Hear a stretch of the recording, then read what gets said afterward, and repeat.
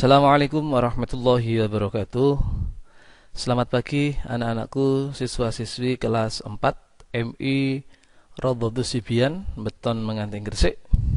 Pagi ini berjumpa kembali dengan saya anak-anak di pelajaran Akidah Akhlak.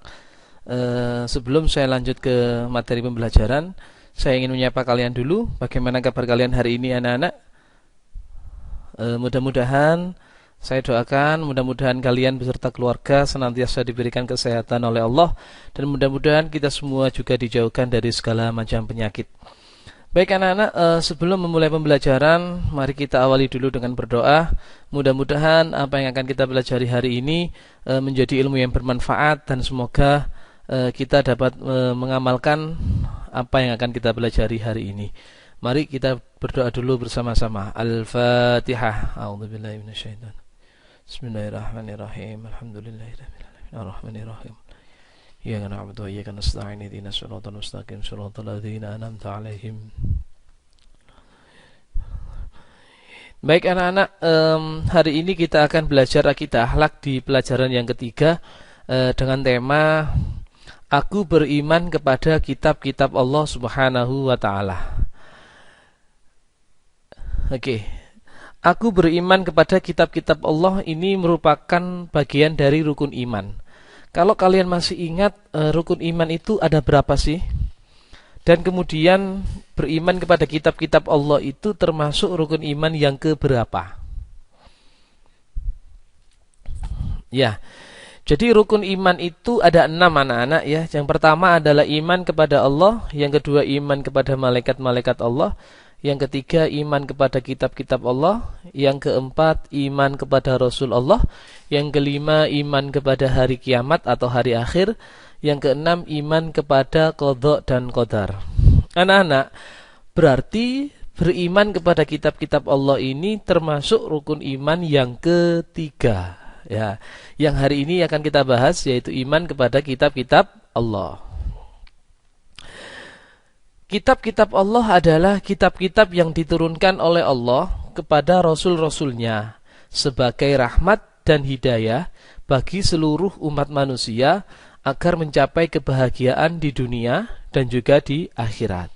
Jadi kitab-kitab Allah ini sengaja diturunkan kepada para Rasulnya untuk petunjuk bagi kita semua umat manusia agar kita dapat bahagia baik hidup di dunia, lebih-lebih nanti ketika hidup di akhirat. Itu adalah kitab-kitab Allah. Nah, kitab-kitab Allah yang wajib kita ketahui ada 4. Yakni yang pertama ada kitab Taurat, yang kedua ada kitab Zabur, yang ketiga ada kitab Injil, dan yang keempat ada kitab Al-Quran. Tapi sebelumnya anak-anak, apa sih makna dari beriman kepada kitab-kitab Allah?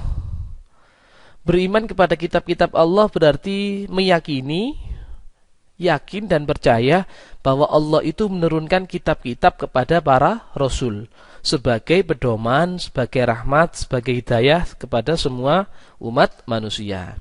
Jadi kita harus yakin dan percaya bahwa kitab itu memang ada dan diturunkan oleh Allah. Kita harus yakin dan percaya. Yang pertama anak-anak, kitab Taurat. Kitab Taurat berbahasa Ibrani yang artinya syariah atau perintah. Kitab Taurat ini diturunkan kepada Nabi Musa alaihi salam. Jadi yang pertama kitab Taurat ini berbahasa Ibrani yang artinya syariah atau perintah, dan kitab ini diturunkan kepada Nabi Musa. Isi kitab Taurat adalah keyakinan untuk menyembah Allah serta larangan menyembah berhala.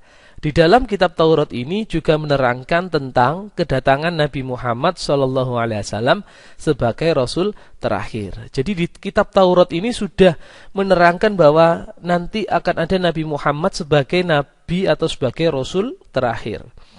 Jadi ini adalah isi kitab Taurat. Yang berikutnya yang kedua yaitu kitab Zabur. Kitab Zabur berarti tulisan.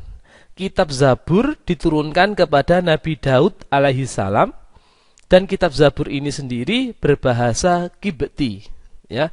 Jadi kalau Taurat berbahasa Ibrani, kemudian kalau Zabur berbahasa Qibti. Apa sih isinya kitab Zabur itu? Isi kitab Zabur yaitu beberapa zikir, pengajaran, dan juga hikmah. Kitab Zabur merupakan petunjuk atau wahyu dari Allah dan berlaku pada umat Bani Israel. Jadi ini adalah isi dari kitab Zabur. Yang ketiga ada kitab Injil. Kitab Injil anak-anak ini diberikan atau diturunkan Allah kepada Nabi Isa alaihissalam. Kitab Injil berbahasa Yunani yang dalam bahasa Arab itu artinya adalah al-bisyarah atau kabar gembira. Apa sih isinya kitab Injil ini? Kitab Injil diturunkan sebagai pedoman hidup yang berisi tentang keterangan dan ajaran-ajaran yang membenarkan atau memperkuat ajaran yang terdapat di dalam kitab-kitab sebelumnya, yaitu Taurat dan Zabur. Jadi sebelum kitab Injil ini kan sudah ada kitab Taurat dan kitab Zabur. Lah, di dalam kitab Injil ini itu menerangkan dan membenarkan serta memperkuat ajaran yang terdapat pada kitab Taurat yang diturunkan kepada Nabi Musa dan juga yang ada pada kitab Zabur yang diturunkan kepada Nabi Daud alaihissalam. Dan yang keempat, yang terakhir adalah kitab Al-Quran. Al-Quran artinya bacaan atau yang dibaca. Al-Quran adalah wahyu Allah yang diturunkan kepada Nabi Muhammad SAW yang berbahasa Arab. Al-Quran ini anak-anak itu diturunkan secara berangsur-angsur selama 22 tahun, 2 bulan, 22 hari. Jadi Al-Quran ini diturunkan selama 22 tahun, 2 bulan, dan 22 hari.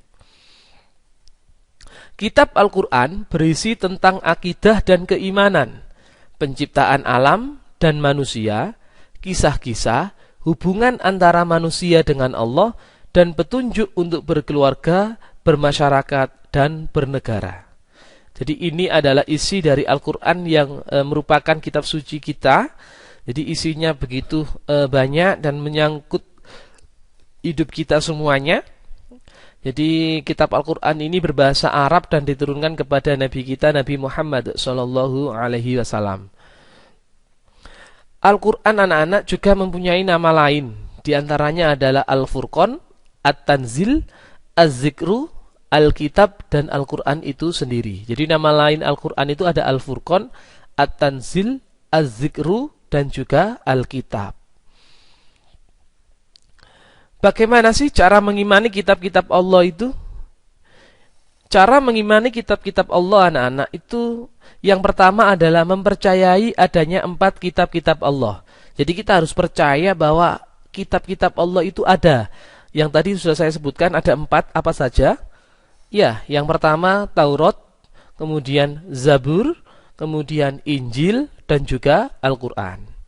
Yang kedua, meyakini bahwa seluruh kitab tersebut datangnya dari Allah. Jadi memang keempat kitab itu ada dan memang diturunkan atau datangnya dari Allah. Dan yang ketiga, membenarkan berita-berita tentang kitab-kitab terdahulu dalam Al-Quran. Yang keempat, mengamalkan hukum-hukum dari Al-Quran. Ini adalah cara mengimani kitab-kitab Allah. Al-Quran dan kitab-kitab Allah subhanahu wa ta'ala lainnya sama-sama mengajarkan tentang keesaan Allah. Jadi dari keempat kitab yang telah kita pelajari ini, pada intinya adalah sama anak-anak. Intinya adalah mengajarkan kita tentang keesaan Allah. Bahwa Allah itu Maha Esa, tiada Tuhan selain Allah. Makanya kita sebagai umat muslim wajib beriman kepada kitab-kitab Allah. Di mana pada intinya kesemuanya kitab itu mengajarkan kepada kita tentang keesaan Allah. Baik anak-anak, hari ini materi pembelajarannya cukup sampai di situ. Ini ada soal latihan, tapi sebelum kalian mengerjakan soal ini, saya ingin merangkum apa yang sudah saya jelaskan tadi. Yang pertama adalah beriman kepada kitab-kitab Allah itu termasuk rukun iman yang ketiga. Dan juga apa sih artinya beriman kepada kitab-kitab Allah itu? Beriman kepada kitab-kitab Allah berarti kita percaya dan yakin bahwa Allah itu menurunkan kitab-kitabnya kepada para rasul. Kitab-kitab yang wajib kita ketahui ada 4. Yang pertama ada kitab Taurat yang berbahasa Ibrani yang diturunkan kepada Nabi Taurat, Nabi Musa maksud saya. Kemudian yang kedua ada kitab Zabur yang diturunkan kepada Nabi Daud alaihissalam yang berbahasa Kibti. Kemudian yang ketiga ada kitab Injil yang diturunkan kepada Nabi Isa alaihissalam yang berbahasa Yunani. Dan yang terakhir ada kitab Al-Quran yang diturunkan kepada Nabi Muhammad SAW yang menggunakan bahasa Arab. Kalau kalian kurang jelas, bisa diputar kembali video pembelajaran ini. Baik anak-anak, setelah kalian menyimak video penjelasan dari saya, sekarang silakan kalian kerjakan sebagai latihan. Kerjakan buku paket Akidah Akhlak kelas 4 halaman 40. Di sana ada ayo berlatih. Silakan dikerjakan di buku tulis kalian, dan tolong nanti setelah mengerjakan silakan difoto dan dikirimkan ke saya. Baik anak-anak, hari ini belajarnya cukup sampai di situ. Mudah-mudahan apa yang saya sampaikan bisa kalian fahami, dan mudah-mudahan sedikit yang saya sampaikan ini dapat memberikan manfaat untuk kalian, khususnya kepada pribadi saya, dan mudah-mudahan ilmunya menjadi ilmu yang bermanfaat. Oke anak-anak, saya akhiri cukup sampai di situ. Tetap semangat belajar, dan pesan saya tetap di rumah, tetap jaga jarak, gunakan masker jika keluar rumah, dan hindari kerumunan. Selamat pagi, sampai berjumpa kembali. Assalamualaikum warahmatullahi wabarakatuh.